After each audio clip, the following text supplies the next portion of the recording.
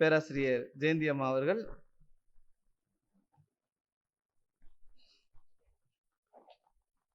M Com BEd மற்றும் நம்முடைய யோகாவிலே MSc yoga மற்றும் டிஒய்பிடி ஆகியவற்றை கற்றுத் தேர்ந்தவர்கள்.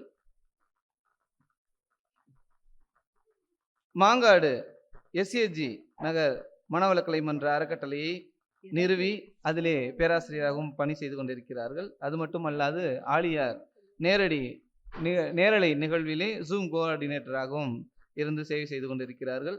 இன்னும் பல்வேறு சேவைகளை செய்து கொண்டிருக்கக்கூடிய அம்மா அவர்களுக்கு நம்முடைய WCSC ஞானாசிரியர் விருது 2023ஆம் ஆண்டு கொடுத்து கௌரவித்திருக்கிறது. இத்தகைய சிறப்புமிக்க அம்மா அவர்களை நாம் தங்களுடைய கருத்துக்களை வழங்க அன்போடு அழைக்கின்றோம். அம்மா அவர்களுடைய பெயரிலே இருக்கிறது ஜெயம், வெற்றி இருக்கிறது. வெற்றி பெறுவதற்கான கருத்துக்களை எல்லாம் முன்வைப்பார் என்று எதிர்பார்க்கின்றோம். வாழ்க வளமுடன்.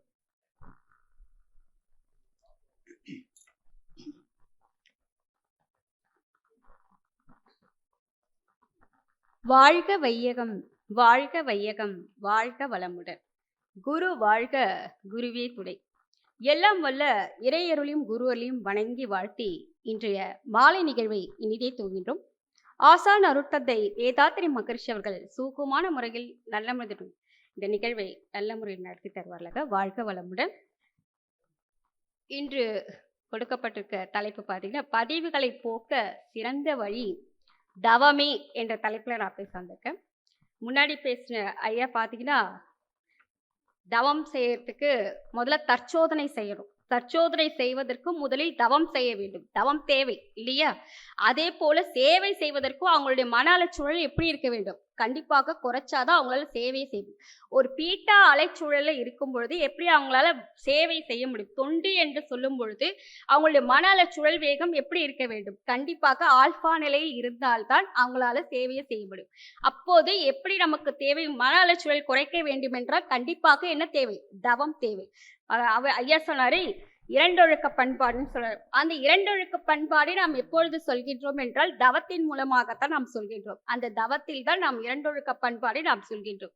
சோ தொண்டு கொண்டு வந்தவனையே தொண்டு செய்துதான் போக்க வேண்டும் என்றது. ஏன்? தவத்தின் மூலமாக நாம் மேல்பதிவு, பிராயச்சித்தம் மற்றும் பதிவு முறிவு சமன் செய்தல் என்று சொல்லக்கூடிய ஐயா நம்மளுடைய பாவ பதிவுகளை போக்கக்கூடிய 3 வழிகளை ஐயா நமக்கு கொடுத்திருக்கார் மகரிஷி ஐயா.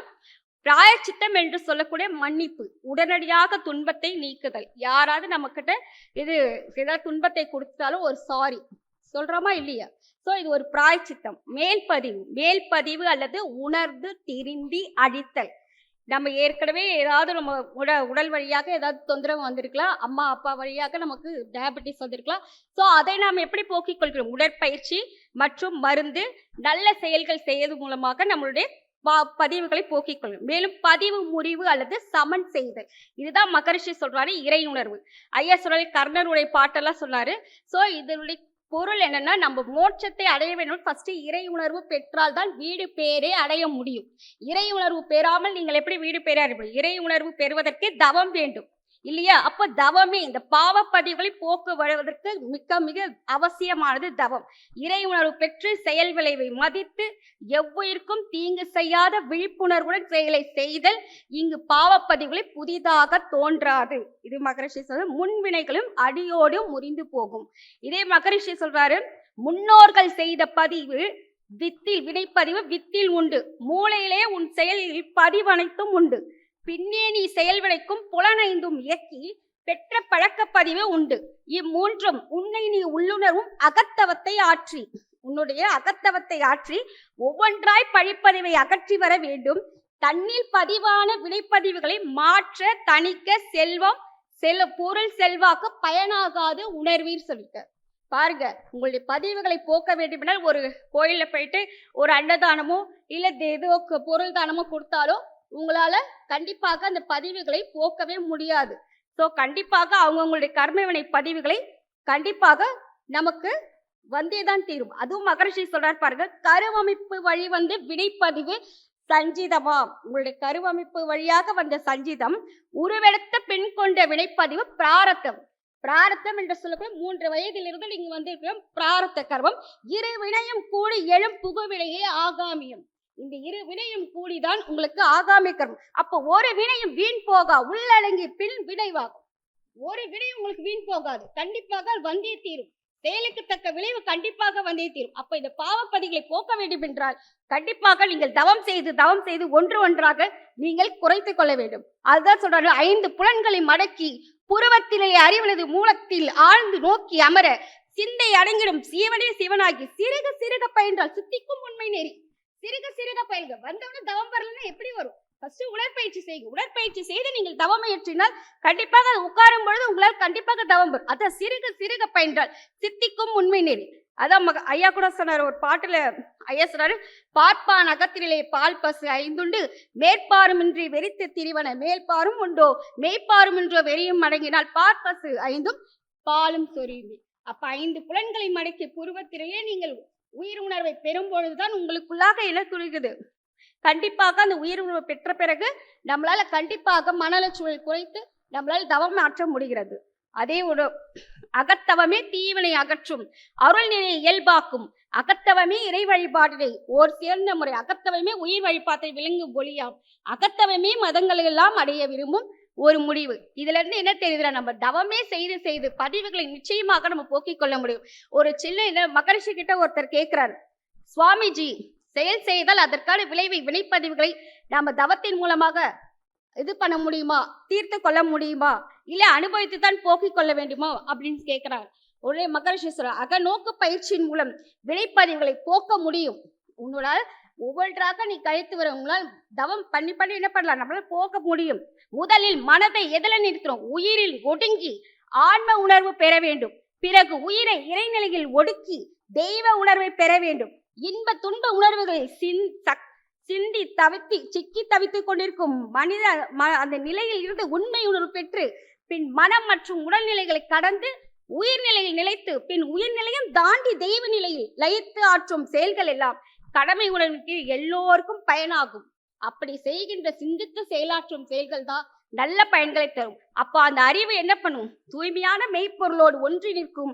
இங்குதான் பதிவான பழிச்செயல்கள் செயலுக்கு வராது மட்டுமல்ல, முன்பிருந்த பதிவுகள் எல்லாம், அதாவது சஞ்சித கர்மம் எல்லாம் அடியோடு முறிந்து போகும் என்றார். அப்ப மகரிஷியே அவர்கிட்ட கேட்டிருக்காங்க, வினைப்பதிவுகளை போக்க வேண்டும் என்றால் என்ன பண்ணலாம். நிச்சயமாக நம்ம தவம் செய்து நம்மளுடைய பதிவுகளை கண்டிப்பாக போக்கிக் கொள்ள முடியும். இதுதான் வள்ளுவர் கூட சொல்றார், இருள் சேர் இறைவனையும் சேரா இறைவன் பொருள் சேர் புகழ் புரிந்தார் மாட்டு. இதுல இருள் சேர் என்னும் போது நீங்க என்ன சொல்லலாம், இருவினைகள் என்னும் போது தீவினை நல்வினை என்று சொல்வீங்க. ஆனா கிடையவே கிடையாது.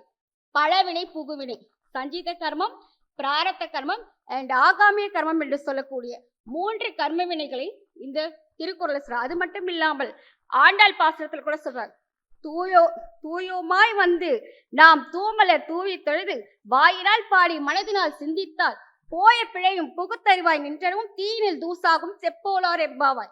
இந்த ஆண்டாள் பாசுரத்தின் மூலமாக நாம் இன்னும் கொண்டு வந்த பதிவுகளை எல்லாம் கண்டிப்பாக தவத்தின் மூலமாக போக்கிக் கொள்ளலாம். அதே மகரிஷி ரமண மகரிஷி, யாருக்கும் இம்மி அளவும் தடையோ தொந்தரவோ விளைவிக்காத மேலும் உன் வேலைகளை எல்லாம் நீயே செய்து கொள், எவருக்கும் வருத்தமளிக்காத வாழ்வே தான் தவம் என்று நம்மளுடைய ரமண மகரிஷி சொல்ற. அது மட்டும் இல்லாமல் நம்மளுடைய தவத்தின் மூலமாக சரணாகதி, நீங்கள் குருவையே சரணாகதி அடையும் பொழுது உங்களுடைய பதிவுகள் எல்லாம் அவர்கள் ஏற்றுக்கொண்டு கண்டிப்பாக ஒரு முக்தியோ மோட்சமோ வீடு பேரே அடைய முடியும். அப்ப பதிவுகளை போக்க சிறந்த வழி தவமே என்று கூறுகிறேன்.